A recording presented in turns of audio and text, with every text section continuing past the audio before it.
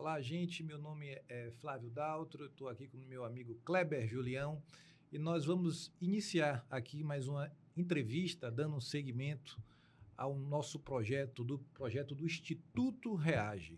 O Instituto Reage é a rede de articulação pela geração de renda preta. E para hoje, depois da grande entrevista que tivemos com Elias Sampaio, nós teremos João Carlos Nogueira. João Carlos Nogueira é sociólogo, coordenador do REAFRO e membro titular do Conselho Econômico e Social Sustentável da Presidência da República. E, com certeza, trará aqui para a gente bastante conhecimento, porque a busca de desenvolver um projeto onde a gente possa ser protagonista. E eu acho que ele, na condição, inclusive, de sociólogo, conhecendo as realidades aqui do nosso país, ele vai trazer novos horizontes. E é com você, Kleber. Olá, Flávio.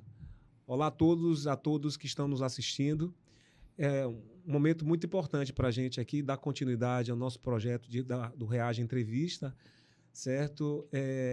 Para o desenvolvimento do nosso trabalho, que está, como a gente sabe, nas redes sociais, pelo Instagram.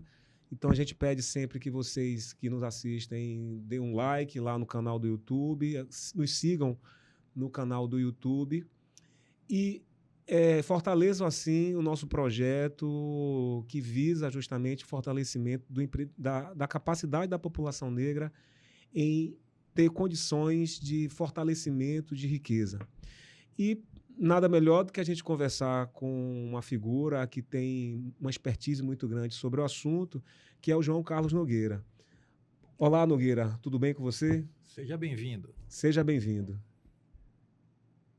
Olá, Kleber, Flávio, o Aristóteles, que está distante aqui da nossa terra dos trópicos, está lá na Alemanha.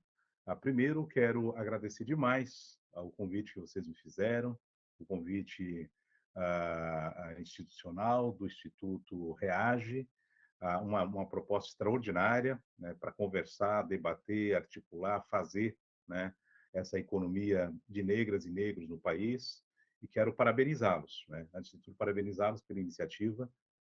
Será próspera, porque o propósito é forte, mas eu queria muito seguir dizendo que eu fico muito satisfeito e gratificado pelo convite. Tenho disponibilidade para a gente conversar o quanto vocês acharem necessário e também já iniciar dizendo que eu estou aqui em Florianópolis hoje, Santa Catarina, né, aqui no sul do Brasil. Sou coordenador executivo da rede Brasil Afroempreendedor, que é uma rede que se iniciou lá em 2015, mas tem toda uma história da qual a gente pretende abordar aqui, olhando, né, as realidades diversas regionais, as realidades diversas do ponto de vista mais global e os impactos que tem isso na vida, né, da população negra e que, evidentemente, tem intersecções, né, com a economia do país, com o projeto de desenvolvimento do país, né, onde tem uma exclusão na sua origem, mas eu penso que a gente está dando passos largos e muito importantes, interessantes, na reconfiguração dessa proposta de desenvolvimento econômico com participação ativa, com equidade da população negra e da população excluída, população periférica. Geralmente hoje tem centrado muito na questão das redes sociais, né? Mas, para além disso, existem muitos outros modelos de rede. E no nosso caso em específico, que está aqui no objeto da nossa entrevista, tem a ver justamente com as redes de negócio, as redes de financiamento, as redes de produção. Então, Nogueira, como é que é possível a gente perceber, né, e ver o impacto da construção dessas redes com essa natureza para benefício da população negra, para a possibilidade de enriquecimento da população negra? Perfeito, Kleber. É muito importante. Eu fiquei satisfeito demais com a opção de vocês do tema, né, de redes e o fortalecimento do empreendedorismo negro, ou as redes e o fortalecimento das iniciativas produtivas, né, que a comunidade negra tem feito ao longo do tempo. E aqui é muito importante a gente ter sempre como um ponto de partida que todo o processo civilizatório, nós, negras e negros, já no continente africano e depois com todo o processo da diáspora, se tem algo que nós tínhamos profundamente incorporado como um valor civilizatório, era exatamente a capacidade de produzir, né? A capacidade de transformar, né, a partir da terra, a partir da natureza, a nossa sobrevivência e a nossa forma de organização. Isso, como foi nos tirado, arrancado, seja pelo processo de escravização, ou seja pelo processo de dominação e colonialismo, isso ficou muito dissipado, né? E aí vem o racismo como uma expressão do ponto de vista social que faz com que meio que desapareça esse apagamento da história da qual nós construímos de uma maneira extraordinária, onde a relação com a produção era muito diferente do processo feudal e traz também inovações das quais somente no século XX começou a ser mais divulgado, né? A nossa capacidade na metalurgia, a nossa capacidade na plantação, a nossa capacidade no processo de irrigação, a nossa capacidade de cuidar do meio ambiente, isso tudo, né, acaba sendo apagado e um pouco mais revelado ao longo desses últimos tempos, porque a comunidade negra, os intelectuais negros, os pesquisadores trouxeram isso mais à baila para que a comunidade, a população como um todo pudesse saber, enquanto um conhecimento científico, mas também como uma força, né, organizativa da comunidade negra em todo o planeta, e principalmente a África e também o povo na diáspora. Pois bem, as redes, elas não são novidades, portanto, não cabe a gente ficar falando somente em redes sociais, nós estamos falando em redes de produção, de articulação e de capacidade de comercialização. Essas três figuras importantes que eu vou falar aqui, a questão da mercadoria enquanto um processo organizativo da produção, né? A questão da comercialização e o dinheiro enquanto poder, isso foi se distanciando, né, do imaginário do fazer da comunidade negra por conta da servidão, né, que foi imposta com o processo de escravização. Mas nós temos um histórico, sobretudo nos finais do século XIX, que nos permite falar sobre o processo organizativo da comunidade negra na produção e, ao mesmo tempo, também vendendo a sua força de trabalho, né, portanto, no mercado de trabalho, assalariado, mas nunca abandonou aquilo que tem como origem, como princípio germinativo, né? Que é justamente a capacidade de fazer, de produzir, de se organizar. Então, nós estamos bastante organizados, mas num ambiente muito periférico, muito rudimentar do ponto de vista do capital, né? Então, isso faz com que a gente precise agregar valor, e é isso que nós estamos fazendo, principalmente ao longo do século XX, ao final do século XX, e se expressa isso de maneira muito objetiva, e o século XXI é uma outra história da qual a gente pode identificar e falar como que a comunidade negra no Brasil, se organizou por intermédio de redes. Quando nós pensamos, por exemplo, os clubes negros, no final do século XIX e o início do século XX, é um dado objetivo de como a gente se organizava a partir dos clubes negros. Só no Rio Grande do Sul, nós temos 53 clubes negros de pé, vivos. Em Santa Catarina, outro tanto de clubes negros, em São Paulo, Rio de Janeiro e tantos outros lugares. Então, os clubes, como espaço de lazer, como espaço de organização, é a expressão objetiva das redes que se constituíam no espaço urbano, né? Como também o sistema de trocas que nós tínhamos, né? Nós tínhamos um sistema de troca bastante eficiente quando a gente estava nas comunidades rurais, principalmente nas comunidades rurais, porque as comunidades remanescentes de quilombos, a gente tem que contar uma história um pouco diferente, exatamente por conta da sua quantidade e também as suas especificidades.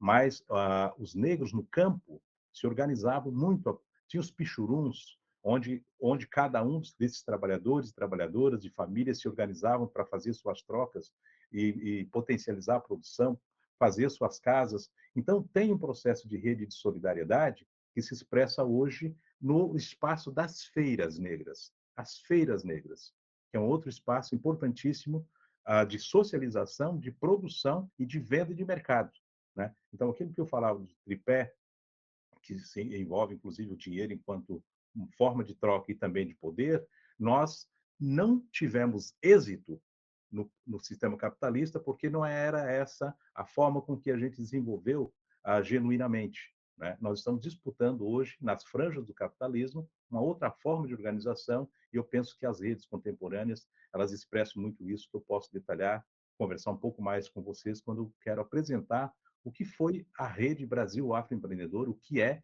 e a sua forma de organização, e o quanto ela expressa buscando se comunicar com esses milhares de afroempreendedores, no Brasil, que somam hoje mais de 16 milhões. Esses 16 milhões têm endereço, número, espaço, a identificação de negócios, as suas atividades. Isso é muito importante a gente compreender melhor no Brasil, porque é uma força periférica viva, real, que está se expressando no Brasil como potencial econômico.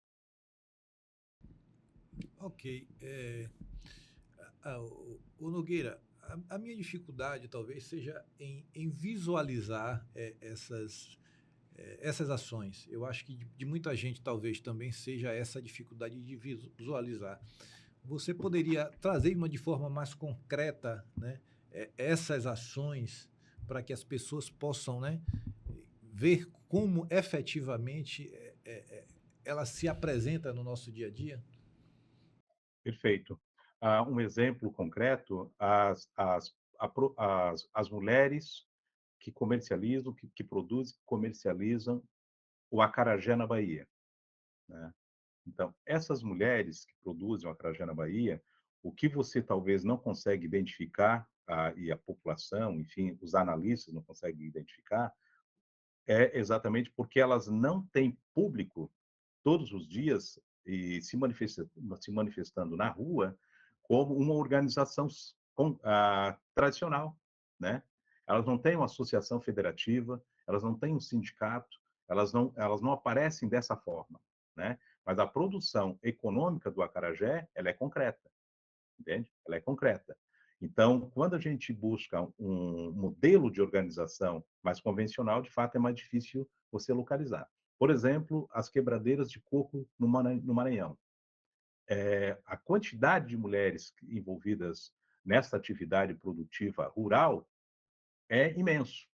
E nós temos pesquisas com esses lugares. Né? Nós, Reafro, eu também como pesquisador, mesmo não estando na Reafro no passado, mas elas somos milhares. Quando estou falando de milhares, estou falando de 4, 5, 6, 7, 8 mil mulheres envolvidas nessa produção do fazer do babaçu, do coco lá no Maranhão. Elas não têm um sindicato, mas elas têm as associações. E tem o sindicato, que é a FETAEMA, por exemplo, a Federação, né, dos Trabalhadores Rurais, que apoiam essas iniciativas, como o MST, mas não tem um reconhecimento ainda como forma da gente poder dizer, olha, aqui tem o sindicato, elas não se expressam dessa maneira. Talvez, Flávio, esteja aí a dificuldade. Por que a Reafro se comunica com todas essas iniciativas produtivas? Porque nós queremos fazer com que seja traduzido melhor essas redes organizativas de produção de uma maneira mais concreta e objetiva, tanto no mundo urbano como no mundo rural. Né? Então, eu te dei 2 exemplos, mas eu poderia falar de um que é uma das expressões mais fortes na economia nossa, que é o artesanato negro, que é muito, às vezes, fluido, não, mas é um artesanato, parece ser uma atividade individual. Não, ela é uma atividade muito coletiva, eles trocam muitas informações e nós temos no Brasil uma atividade que alcança a 4ª maior expressão produtiva da comunidade negra, como também a moda negra. A moda negra é uma outra forma efetiva de perceber os milhares de reais que circulam nesse universo da moda negra, mas não tem uma predominância do mercado vivo da produção ainda de empresários negros, porque a gente não enxerga o empresário negro, meu Flávio. Aqui está o problema. O empresário negro, quem é? Qual é o perfil do empresário negro? Então, tudo isso marca uma dificuldade para que, às vezes, a gente não perceba. E tem uma outra coisa que é importante, porque a atividade de negros e negras está muito concentrada em serviços e no comércio. É onde se expressam um número maior desses desses pequenos negócios nas periferias e nos centros urbanos. É justamente aqui onde está uma dificuldade, porque não tem um campo de articulação vivo, né, que coloquem na rua essa forma de organização. Então, a REAF, como também a Feira Preta, né, que é coordenada pela a brava a Adriana, ela consegue, em 20 anos, ao longo desses 20 anos, realizar uma feira em São Paulo com mais de 15, 20 mil pessoas participando no período que a feira fica aberta, que é, em geral, um final de semana. Então, essas formas de expressão e forma de organização, elas são muito concretas. Qual é o nome que se dá a isso? Né? Qual é o nome que se dá a essa forma de produção, essa forma de organização que mobiliza milhões? Nós estamos cada vez mais se aproximando desse desenho, desse formato de organização e também buscando quantificar valores, porque nós estamos falando de bilhões que são mobilizados por essa população neste formato de negócios, mas ainda não é muito visível. Do ponto de vista do consumo, nós estamos muito bem qualificados do ponto de vista estatístico, né? Nós sabemos que mobilizamos trilhões. Agora, do ponto de vista da organização e do sistema de circulação das mercadorias, e para encontrar o nexo disso entre a atividade produtiva e a organização, ainda não é tão visível, e você tem razão. A gente, às vezes, não consegue visualizar. Eu queria encerrar com o exemplo de Salvador. Você imagine se os blocos de carnaval a gente tivesse, ao longo do tempo, conseguido compreender enquanto uma atividade econômica produtiva no tempo, né? No tempo. O que a gente poderia falar hoje na forma de organização do comércio dos blocos de carnaval na Bahia? Ou das escolas de samba no Rio de Janeiro, né? É porque isso se transforma muito em atividade festiva, comemorativa, cultural, né? Mas ela não se expressa enquanto economia, se expressa enquanto turismo, né? Mas não se expressa enquanto um valor econômico da comunidade negra. No caso do carnaval, o que a gente percebe é uma apropriação indevida por parte de uma elite branca com relação a toda essa produção cultural, essa capacidade de iniciativa por parte da população negra, né? Eu queria saber, Nogueira, já nessa linha que você traz, desse estágio que nós estamos, em relação a outros países. Em que estágio estaríamos, digamos assim? Porque, como você disse, existem diversas iniciativas, diversas ações espalhadas no Brasil inteiro, em níveis melhores, menores. Mas assim, querido, enfim, em comparação, qual seria um exemplo, ou exemplos que nós poderíamos seguir em outros países, experiências que têm sido exitosas em relação a essa construção das redes na área de produção, na área da economia? Perfeito. Kleber, eu vou começar pelo continente africano, olhando sobretudo os países de língua portuguesa e os países que têm uma dinâmica econômica bastante já pública, né, de acesso bastante facilitado, né? Nigéria, por exemplo, né, aqui África do Sul, né, que não são de língua portuguesa e que tem uma expressão de desenvolvimento da economia muito pujante para o mundo, né? Então, o grande diferencial quando nós pensamos nos países africanos é que lá nós estamos falando de desenvolvimento econômico orgânico com a população, correto? Então, lá, mesmo a gente tendo uma relação com os pequenos negócios, por exemplo, com Moçambique, com Angola, né, onde nós temos a relação de intercâmbio da própria Reafro, mas é visível que os pequenos negócios, os médios negócios e os grandes empresários têm uma integração muito maior, por óbvio, exatamente a partir do conceito de desenvolvimento econômico dos países africanos ou desenvolvimento econômico daquele país de forma mais específica. Mas existe, se fosse perguntar, existem diferenças quando nós olhamos esse empresariado, né, pequeno, médio ou grande, do ponto de vista da relação com o Estado e seus investimentos? Com certeza, porque é um sistema capitalista, né, atuando também lá, né? Então, o processo de hierarquização, o processo de diferenciação de investimento existe. E, por que eu comecei pelo continente africano? Porque nós temos uma lógica de desenvolvimento econômico em África hoje, com um crescimento bastante ativo, né, quando você olha comparativamente a outros países, seja pelo relacionamento, a abertura de mercados que se constitui na África, mas lá também nós temos os pequenos negócios, né, a pequena produção, urbana e rural. Então, essas redes se comunicam, né? Nós nos comunicamos também com os países africanos.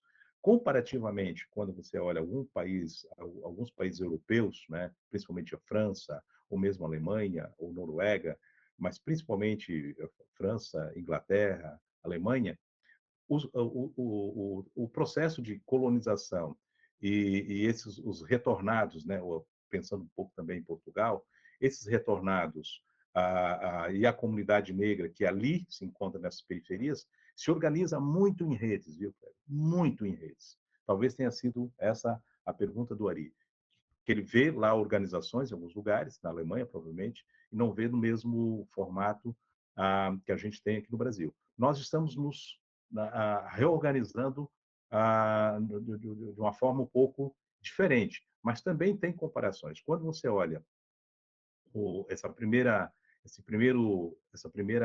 geração de estudantes pós-cotistas, acreditem, logo nós encontraremos eles de forma mais organizada no sentido econômico. Por enquanto ainda não, mas eles se organizarão mais no sentido econômico.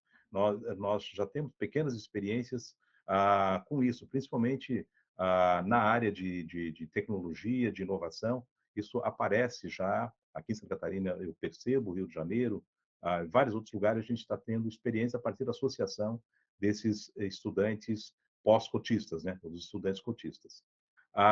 Então, as experiências existem, comparativamente com outros países.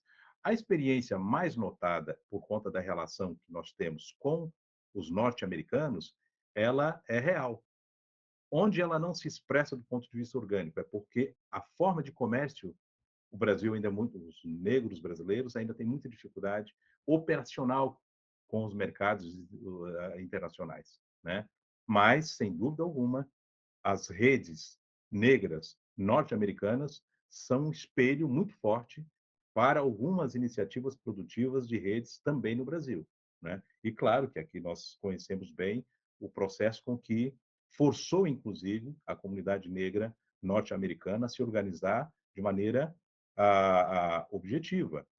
A sua sobrevivência se impunha, né? Então, a segregação racial, marcadamente, explicitamente, como se deu e se dá o racismo norte-americano, a forma de organização também é mais verticalizada, horizontalizada, vem pelo caminho das igrejas, vem pelo caminho da produção concreta, né?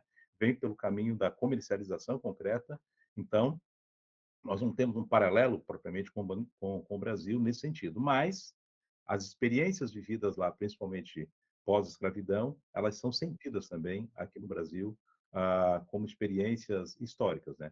E no caso do Brasil é importante a gente perceber o seguinte, que são várias formas de organização, também regionais, né? Também regionais. Quando a gente olha o Nordeste, tem uma forma de organização que passa muito pelas comunidades quilombolas e ainda rural, e o Sudeste, o Sul, o Centro-Oeste, mais urbanas, mas em comum, o que se tem em comum é que todos estão muito matrizados em torno de duas ou três grandes atividades: a moda negra, o comércio, as iniciativas na saúde e também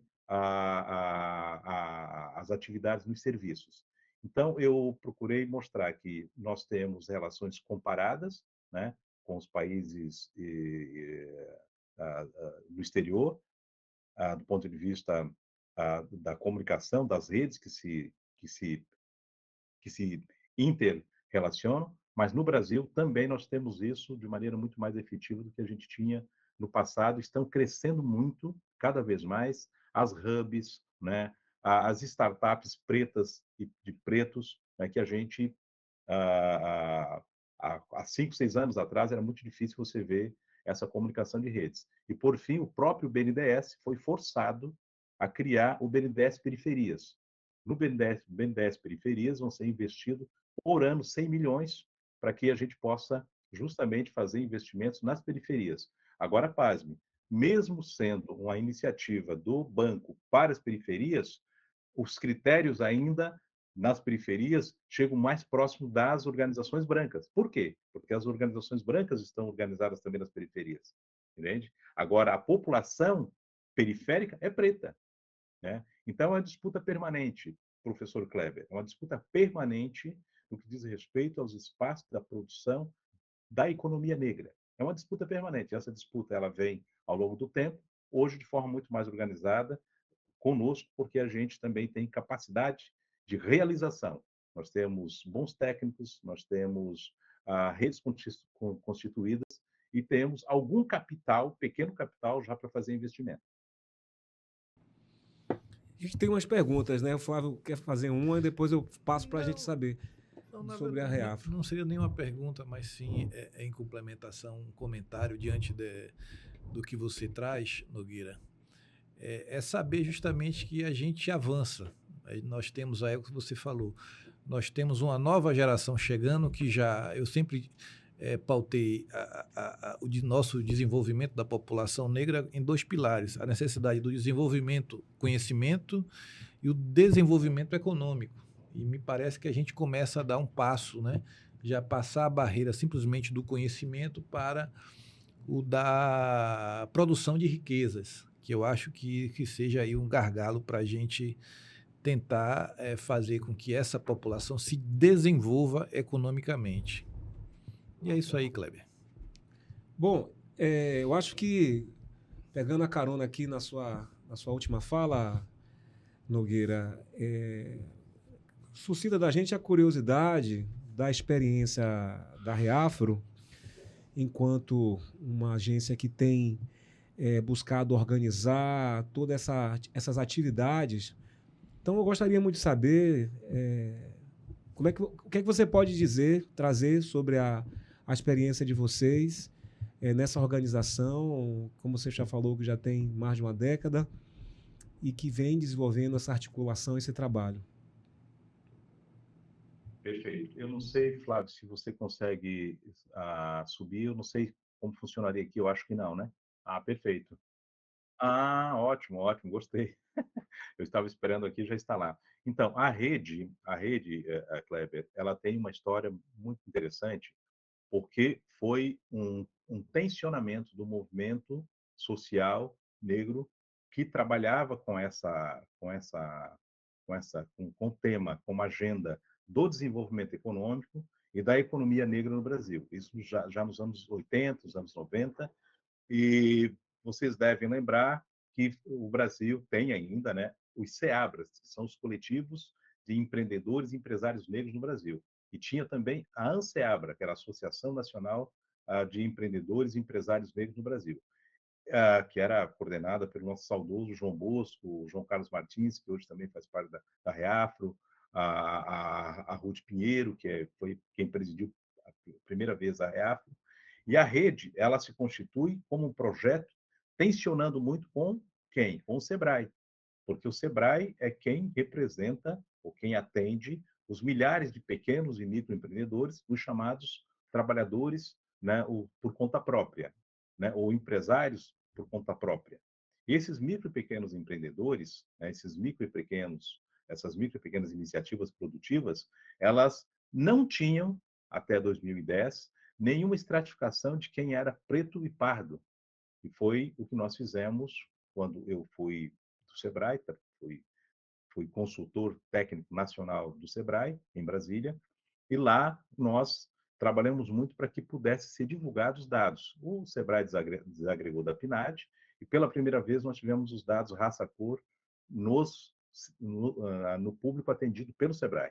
Bom, a surpresa é que, quando foi divulgado esses dados, 49,5% de todos os pequenos negócios no Brasil eram autodeclarados pretos e pardos.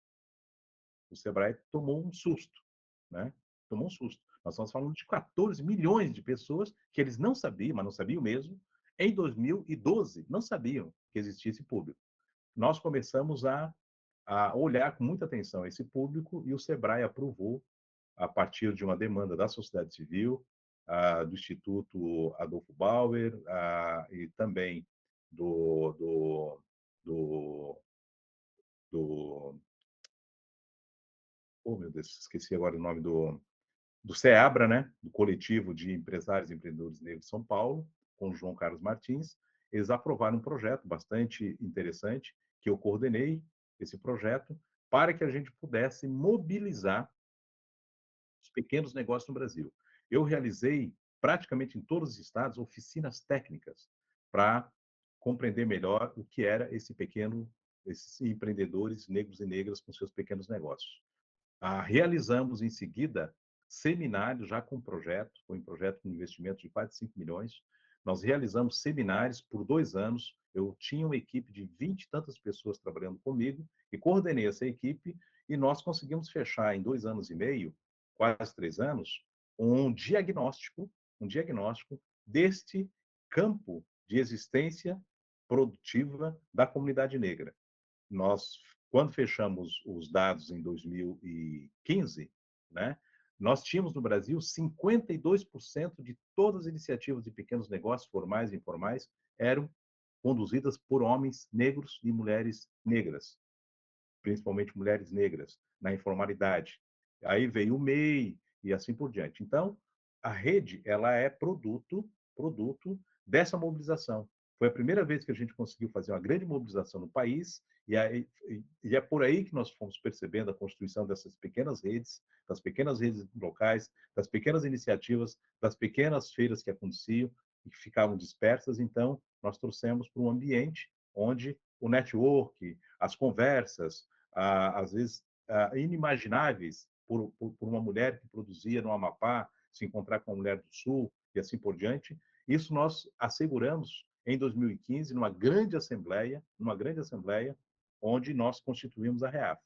Se você puder ir passando ali, Flávio, vai aparecer onde nós fizemos a grande assembleia em São Paulo em 2015. De um lado tinha a Feira Preta, da Adriana, e de outro, nós fazendo um grande movimento, uma grande assembleia para constituir esse primeiro instrumento de visibilidade, de articulação para a população negra pensar seus negócios. Então, a rede está constituída, estruturada hoje, quando ela não está formalizada no Estado, nós dizemos que ela está sendo nuclearizada, ela está sendo estruturada no Estado. Nós estamos em 22 estados. Hoje nós temos uma população negra neste campo de negócio de mais de 16 milhões de pessoas, e nós fazemos um processo associativo. O processo de associação é gratuito e nós oferecemos alguns serviços. Então, primeiro que nós temos uma pactuação de responsabilidade nacional. Cada REAFRA estadual segue as mesmas orientações. Aqui está, Flávio, então, aqui você perguntava, o formato agora, né? Então, é o formato da rede. Vai se pactuando, vai se organizando, isso dá muito trabalho, mas é o que nós precisamos fazer, né? Eu não sei se vocês sabem, o Brasil hoje, só em Santa Catarina, que é o menor estado da federação com presença de população negra, mas aqui no estado de Santa Catarina, a população branca é organizada por onde? Em cooperativas. São 780 cooperativas organizadas e representando 3,7 milhões de pessoas numa população de 6 milhões. Então, quando as pessoas perguntam por que Santa Catarina pode estar pendularmente, às vezes, no campo de centro, ou de direita, ou de extrema-direita, a depender sempre desse movimento das cooperativas. Depende desse movimento das cooperativas. Então, nós estamos cada vez mais trabalhando no processo de rede de cooperação e oferecemos os serviços, né, para que fique bem compreendido a necessidade da existência de uma rede, de uma forma de... Ela é uma associação nacional, com tudo aquilo que está reservado do ponto de vista jurídico, institucional, para a existência de uma associação nacional, e essa associação nacional se organiza em torno de 3 instrumentos fundamentais. Primeiro, nós temos uma escola de formação para iniciativas produtivas, é uma Escola Nacional de Negócios, da REAFRO. Nós temos o observatório, que funciona na universidade onde eu estou, na Universidade Federal de Santa Catarina. Então, é onde nós trabalhamos com os dados, as informações, né?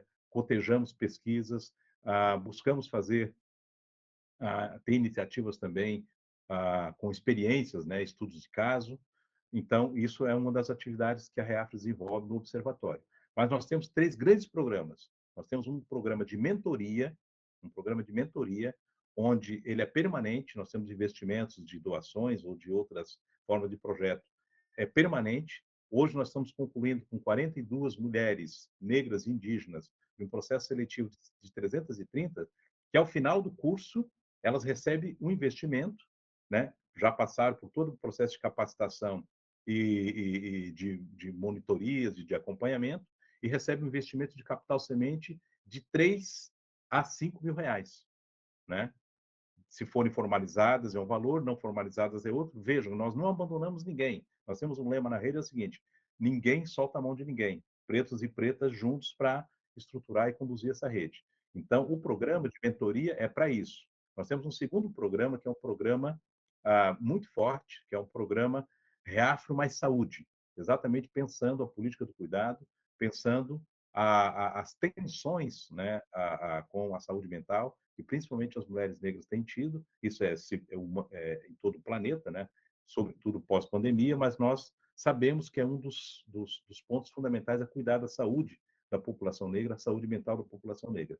Um outro programa que nós temos, que é o Reafrotec, Tecnologia e Inovação, que a juventude está muito nesse programa, e é onde funciona a nossa rede de hubs. Nós vamos lançar agora no dia 14, no Rio Grande do Sul, a rede de hubs em 5 estados, né?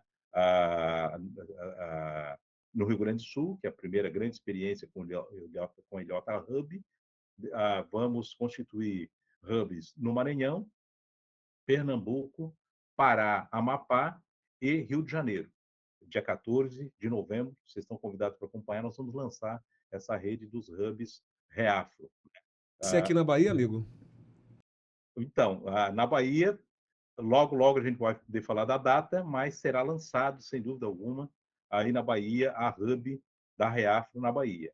E temos um outro programa, que é um programa muito importante, que é Raízes Negras no Campo. Aqui o Kleber vai lembrar de algumas coisas que nós produzimos no NEM, quando ele esteve também ajudando a gente, colaborando com a gente em algum momento. Raízes Negras no Campo ancora 2 grandes projetos. O Tilápia Quilombola, que é um projeto que o governo como um todo apoia, inclusive com apoio já à apresentação, né, do próprio Conselho de Desenvolvimento Econômico e Social Sustentável da Presidência da República, com medir com o Ministério do Desenvolvimento, Indústria, Comércio e Relações Exteriores, com o vice-presidente, que é ministro, né, desse ministério, e com outros ministérios, o MIR e o Ministério da Pesca. É um grande projeto que vai ser desenvolvido também em 7 estados. O projeto piloto está sendo desenvolvido no Maranhão, e quem coordena esse projeto é justamente a Reafro, junto com a universidade e junto com o governo federal e com o empresário. Talvez seja a primeira vez que a gente vai ter um projeto público de relação público e privado, né, com empresariado também ajudando na estruturação desse projeto junto às comunidades negras quilombolas. No Maranhão, nós vai mobilizar pelo menos 6 mil trabalhadores e trabalhadoras quilombos. A diferença é que eles não serão contratados para trabalhar na empresa. Eles vão fazer parte do processo de gestão da empresa. Vão fazer parte da gestão da empresa.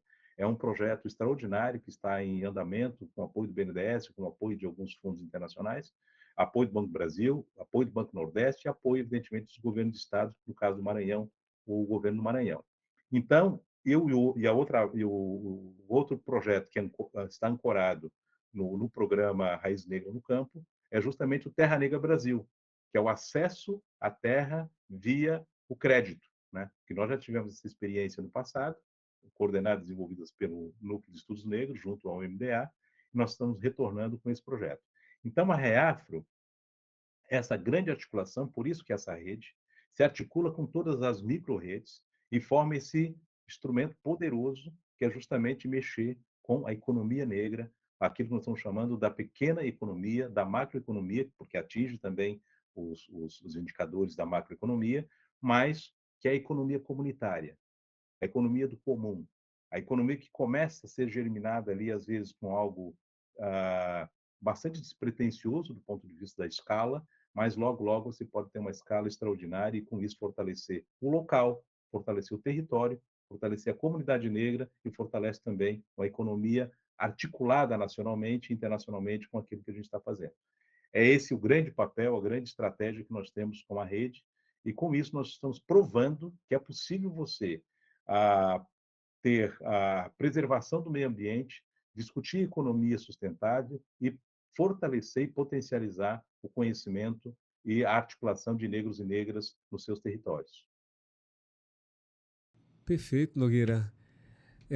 Um ponto importante que a gente consegue deduzir da sua fala diz respeito à própria formalização do trabalho, a possibilidade da pessoa ter a previdência social, o recolhimento, portanto, dessa verba tão importante para a vida da pessoa, para a aposentadoria, tirar as pessoas da informalidade, que é fundamental, e encarar novos modelos de produção que permitam justamente que as pessoas que estão aí nessa franja, nessa periferia do processo de produção, do processo capitalista, digamos assim, né, que é excludente, nós sabemos muito bem que ele é excludente, mas assim a pessoa, nós conseguimos vencermos essas barreiras que nos são impostas e trazer dignidade para o nosso povo, uma qualidade de vida melhor, né, do jeito que nós somos.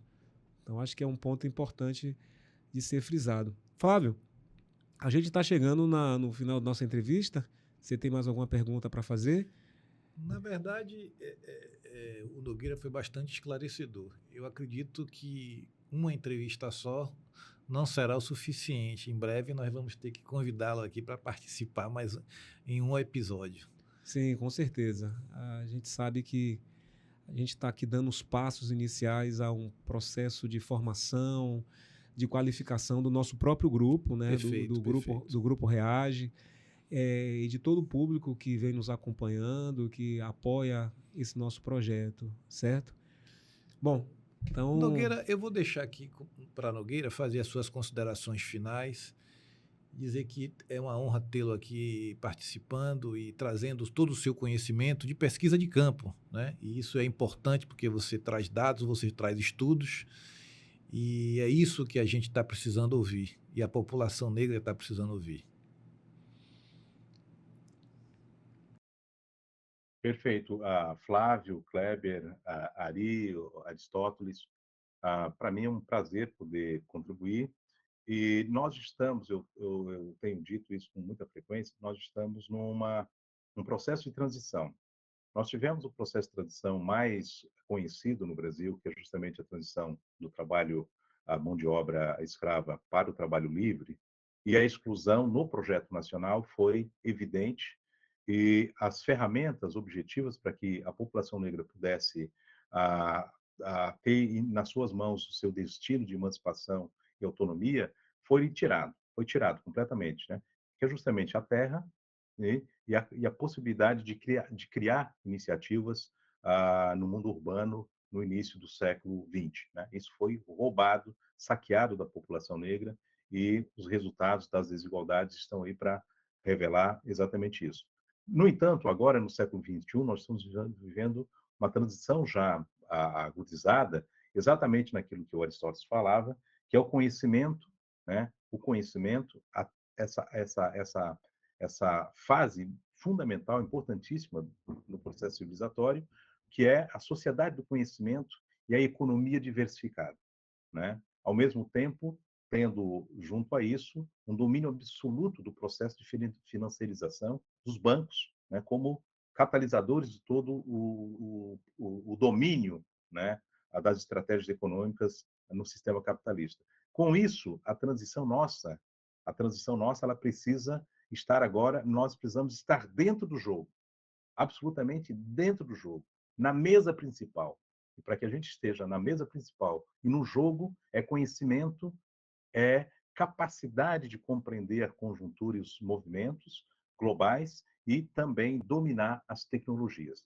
Para dominar as tecnologias, nós precisamos incidir profundamente na economia. Para incidir na economia, nós precisamos estar atento aos movimentos da política, né? E os movimentos da política é as decisões de poder. Então, eu penso que aqui está o tripé, o que ancora as nossas possibilidades nessa transição, de não ficar fora do jogo, como nós fomos empurrados, né? Negligenciados no jogo que foi a transição do capitalismo, na transição do trabalho escravo para o trabalho livre e todo o processo de industrialização que nós tivemos no país. Nós não podemos ficar fora desse jogo, ou, novamente, será a maioria da população no país fora das condições de desenvolvimento humano, econômico, social e cultural, que a história revela que sem isso não há possibilidade civilizatória, né, para nenhum dos povos, mas sobretudo para a população negra, que sempre perdeu no jogo dos arranjos do capital. É isso. Eu fico satisfeitíssimo de a gente poder ter essa oportunidade, né, de conversar sobre isso, porque estou convencido, é a justiça econômica, a distribuição da renda que vai possibilitar a gente erguer os pilares de consciência e de emancipação da população negra no Brasil. Obrigado, João Carlos Nogueira, por trazer tanto conhecimento aqui para o grupo e chegou ao fim. Kleber, manda a turma seguir a gente. Sim, então agradecemos a você que está nos assistindo, certo? Que vocês possam nos seguir nas redes sociais, no Instagram, nos acompanhar também no canal do YouTube, dar o seu like, é muito importante para que a gente consiga dar seguimento nesse nosso projeto. Até mais, até breve. Nogueira, muito obrigado pela sua presença, pela sua aula acerca de um tema tão importante e que nós possamos nos ver em breve, tá? Um grande abraço. Forte abraço.